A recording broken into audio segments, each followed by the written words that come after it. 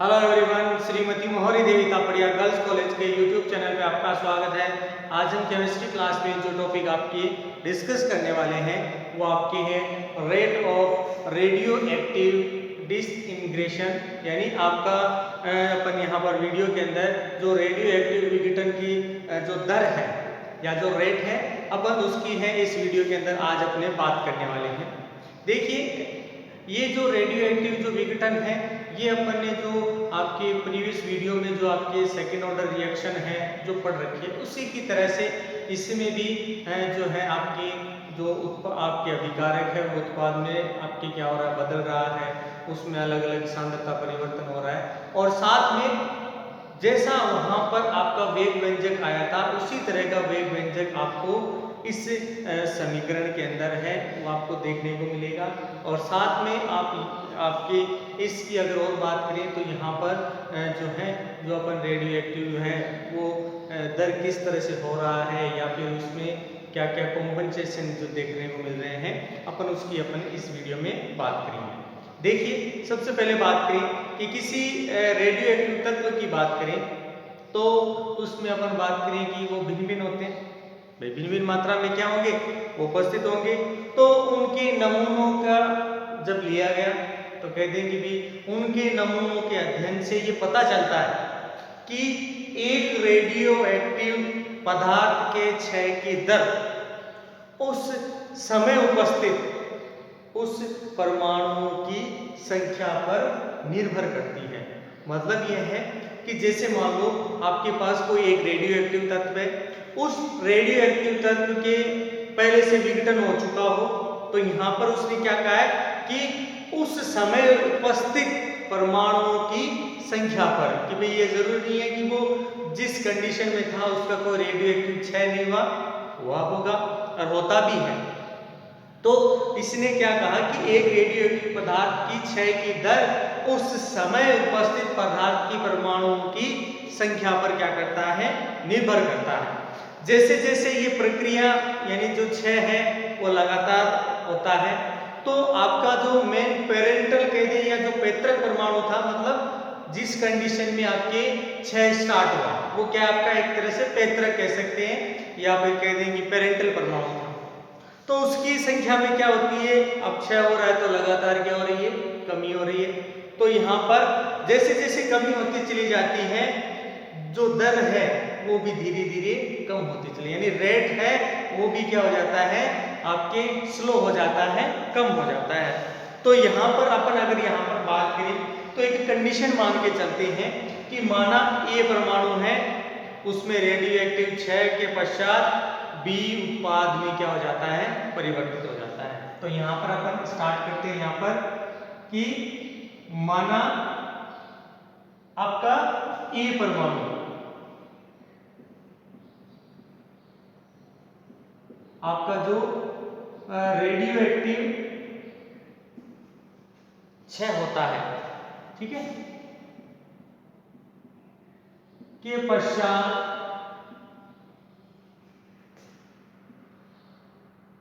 B उत्पाद में क्या होता है भाई, परिवर्तित हो जाता है। हो गया। तो यहां पर अपन क्या लिख सकते हैं, ए चेंज इनटू बी, ये आपका विकारक है और ये आपका बी उत्पाद है।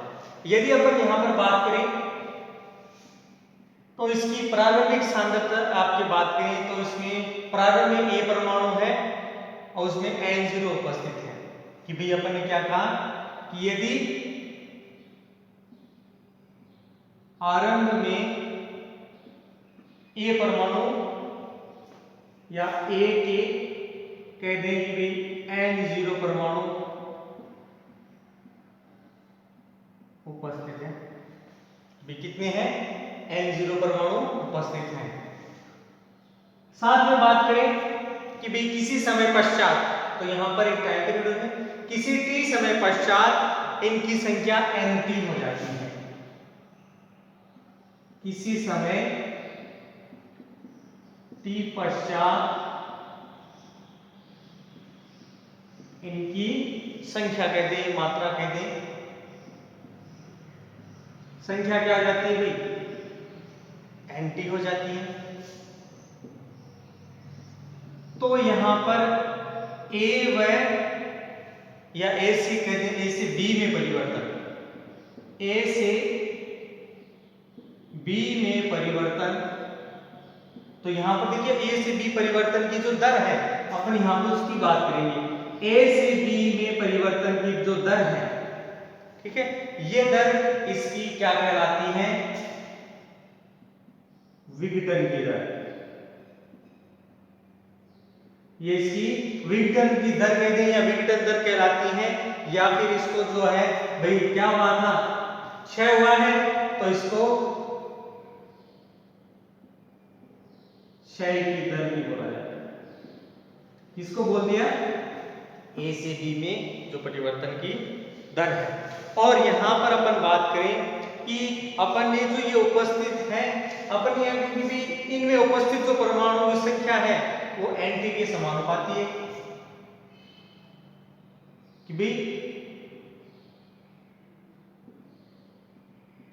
इनके उपस्थित परमाणुओं की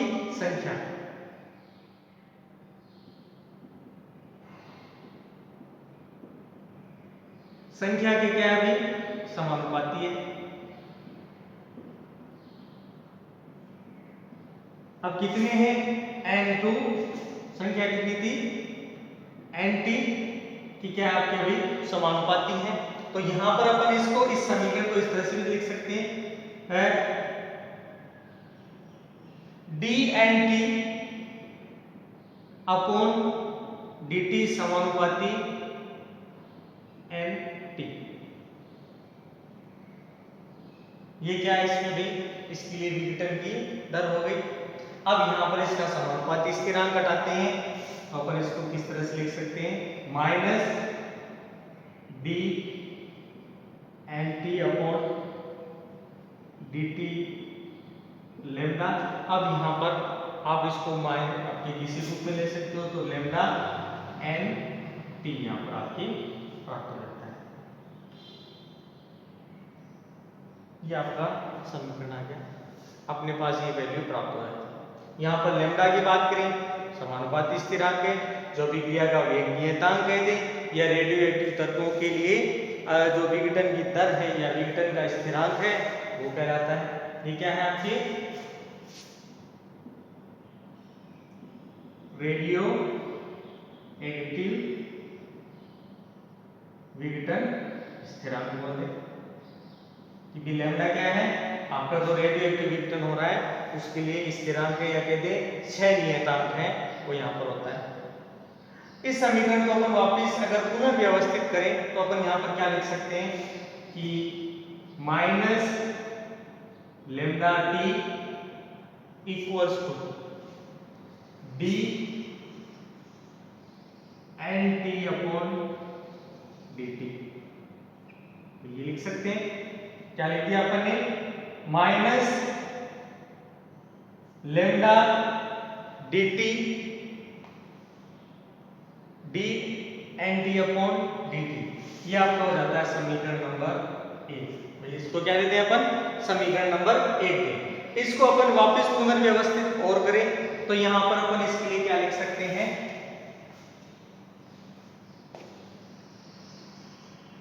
तो यहां पर देखिए चीज समझनी है, अपन यहां पर क्या लिख सकते हैं?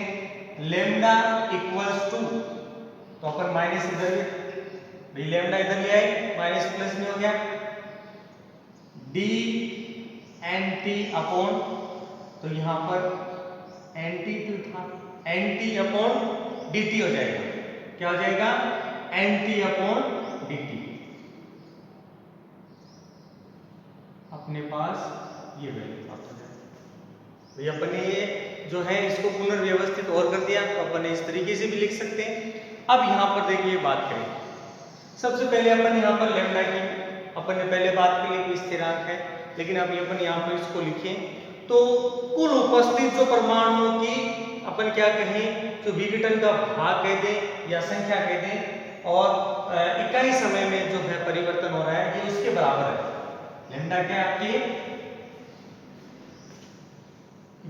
आपके 6 हो रहा है और उस क्षय के लिए अपन यहाँ पर वैल्यू लिख रहे हैं। तो लेमडा इक्वल टू क्या लिख सकते हैं, कुल जो आपके परमाणु है, कुल परमाणुओं का विघटित भाग बटे क्या लिख सकते हैं, समय। आपका लेमडा किसको एक्सप्लेन कर रहा है, कुल परमाणुओं की कुल परमाणुओं का जो विघटित भाग है बटे उसके समय। तो यहाँ पर एकांक समय से लेकर अपन यहाँ पर बात कर सकते हैं कि ये इस तरह से है। अगर यहाँ पर अपन बात करें स्थिति को कि यदि अपन यहाँ पर बात करें कि dt है एकांक समय, क्या होगी आपकी 1 सेकेंड हो, तो यहां पर अपन समीकरण की बात करें तो lambda minus D N T upon क्या लिख सकते हैं, D N T upon N T लिख सकते हैं। ये हो जाता है समीकरण नंबर आपका 2। भी आपके ये वैल्यू इसमें इसके द्वारा आपके प्राप्त हो जाती है। अतः अपन यहाँ पर बात करें कि किसी क्षण के लिए अगर बात कर रहे हैं तो कुल स्थित परमाणुओं का वह भाग जो प्रति सेकंड क्या हो रहा हो, विघटित हो रहा हो। ठीक है, ये चीज क्या बता रहा है कि किसी क्षण कुल उपस्थित परमाणुओं का वह भाग जो क्या हो, प्रति सेकंड विघटित हो रहा हो, क्या होता हो, क्या कहलाता है, विघटन स्थिरांक कहलाता है, ऐसे है स्थिरांक। अब यहाँ पर ये क्या है,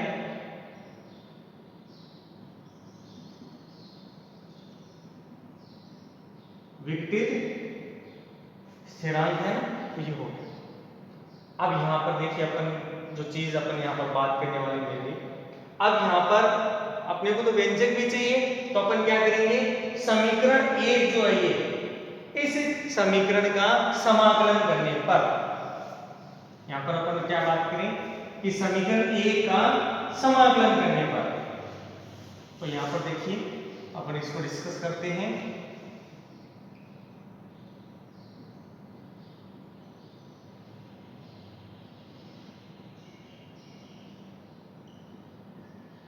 समीकरण 1 का समाकलन करने पर, अब समीकरण 1 कौन सा लिया था, माइनस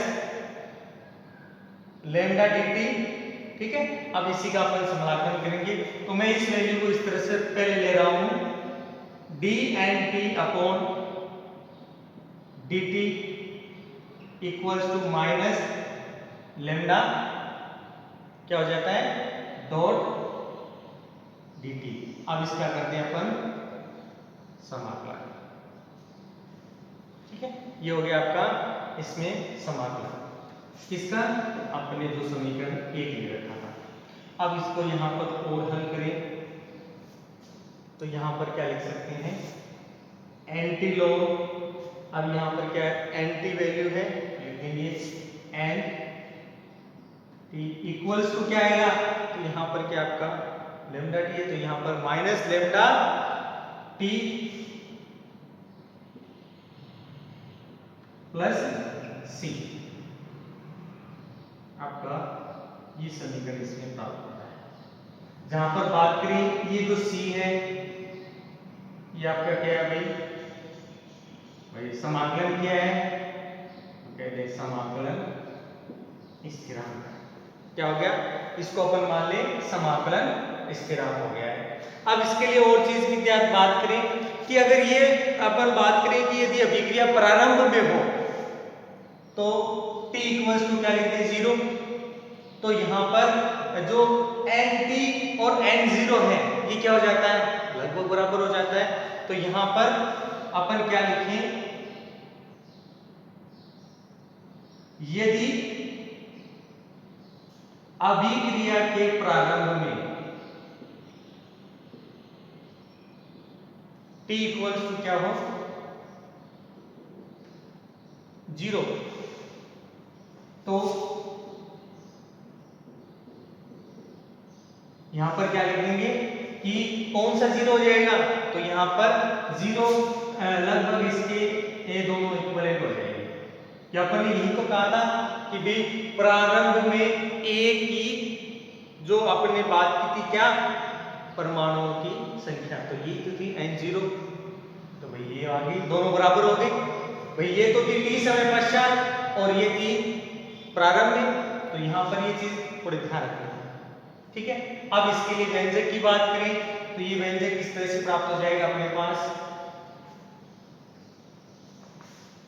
तो यहाँ पर देखिए कौन कौन सी जो वैल्यू है वो किस तरह से होगी कि यहाँ पर ये 0 हो गया तो लैम्डा भी आपका 0 हो गया, तो यहाँ पर आपको जो वैल्यू प्राप्त होगी c equals to antilog n0 ये प्राप्त हो जाता है आपको, अगर अपन ने ये स्थिति डिस्कस किया तो।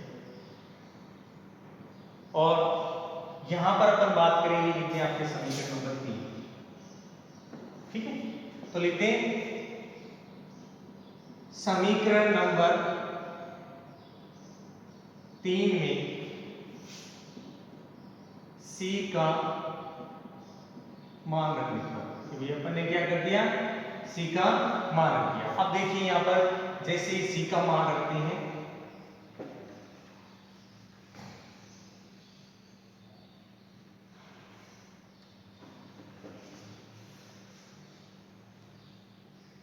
तो अपने पास ये एक समीकरण है, अपन इसी में मान रखेंगे। तो यहां पर antilog N T equals to क्या लिखा था, माइनस लेमडा टी प्लस, अब यहां पर ये वैल्यू लिख देंगे एंटी लॉग एन 0 हो जाएगा। यहां पर बात करें antilog N 0 upon anti, तो यहां पर अपन ये इस तरफ ले दिया और इसको अपन इस तरफ ले आए, तो ये क्या हो जाता है लेमडा टी, ये मान क्या हो जाता है आपका लेमडा टी, ये हो जाता है आपका समीकरण नंबर 4, ठीक है।